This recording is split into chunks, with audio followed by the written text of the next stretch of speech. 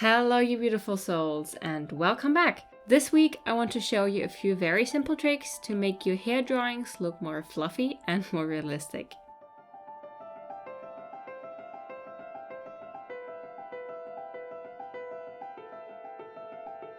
I start off by defining my hairline. I only sketch it in pretty lightly and it basically just helps me to loosely map out where my hair needs to be and where to place it so that it fits my proportions. Sometimes I also draw a faint line where I want my hair to part, but that's totally optional. Again, this just gives me an idea where everything is supposed to be. So point 1, set one starting point somewhere on your hairline and from there start working your hair going outward. My second point would be also draw the hair in sections. Don't draw each hair individually. When I was getting started drawing, I used to draw almost every single hair. The result of that usually is that I had a way too solid area that looked stiff and frankly quite the opposite of hair. So by trying to have as many details as possible, I kind of made my sketch way too full and very hard to read. Like with a lot of things, less sometimes is more.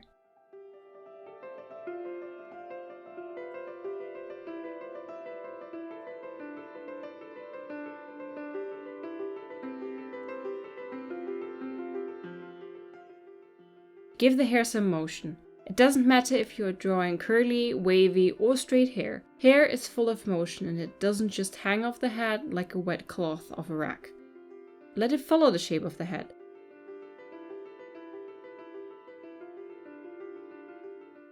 Fluff up the ends a little and you will see it already looks much more natural and dynamic.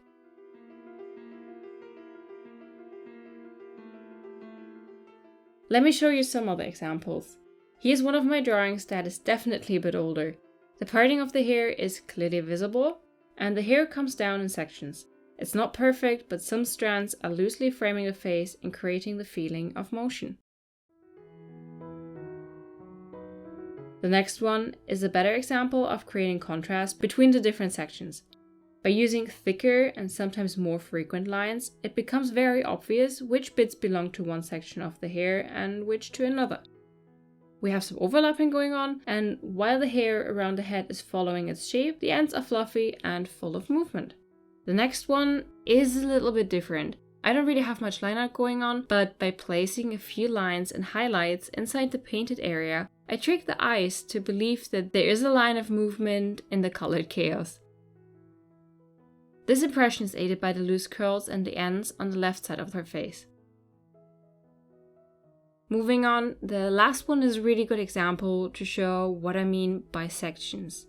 In this artwork, I did not draw a single hair. It's just waves crashing over and flowing around one another. However, the principle is the same, and that's why this illusion actually works so well.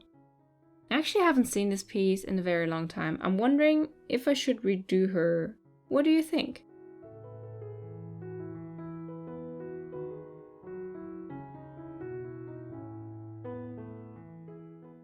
Number 4, have the sections of the hair overlap.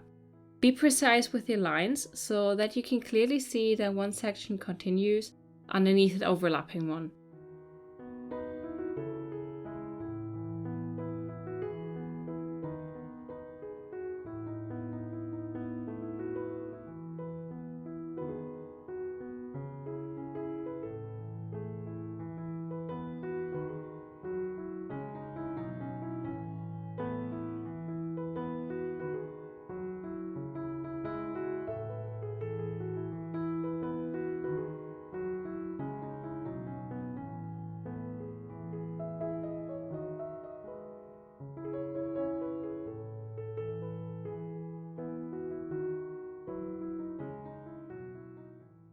Create some contrast, for example, by adding a bit of shading to the bits that are underneath, and vice versa to keep the ones that are overlapping a little bit lighter. It doesn't matter if you do this just with ink, or if you're just sketching with a pencil, or if you're actually choosing color.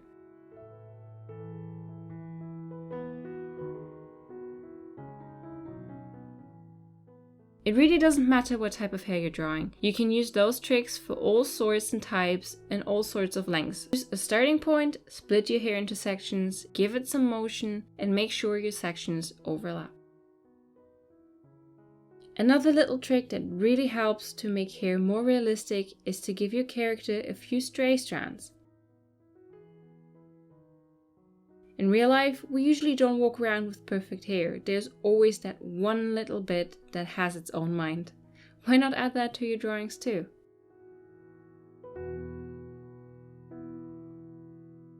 If you're drawing very short hair, you need to put a bit more focus on the hairline though.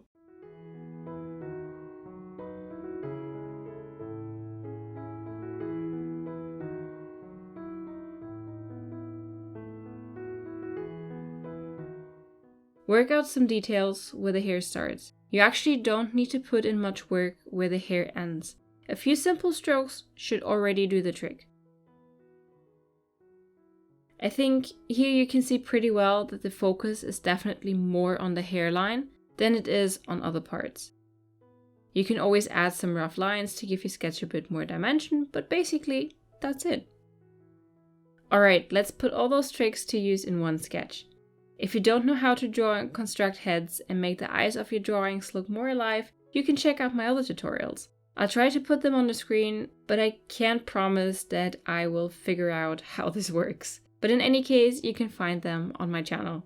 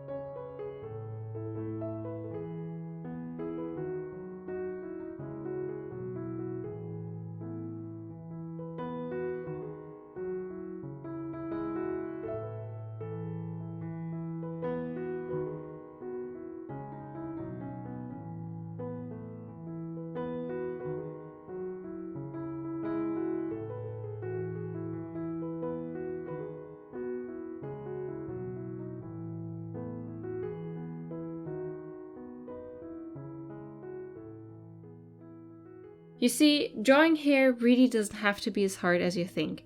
Remember to be patient with yourself, and it's okay if you have to try it a couple of times before it looks right for you, but if you stay persistent and keep practicing, you will get there. I hope you liked this video, and I wish you a lot of fun trying out those tricks. Thank you for watching, and I hope you have a beautiful day. See you next week, and happy drawing! Bye!